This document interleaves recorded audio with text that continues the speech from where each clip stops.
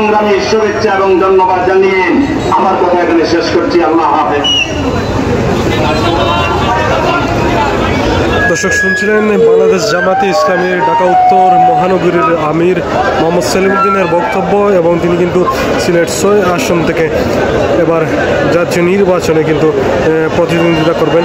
এবং তিনি বাংলাদেশ জামাতে ইসলামী, যেটা বলছিলেন বাংলাদেশ জামাতে ইসলামের দাড়িপাতন যে প্রতীক আছে, সেই প্রতীকে কিন্তু গোলাপগঞ্জ সমিতি অবস্থানরত যারা নেতাকর্মী আছেন এবং গোলাপগঞ্জ চৌমুহনীর আশপাশে যারা রয়েছেন তাদের উদ্দেশ্যে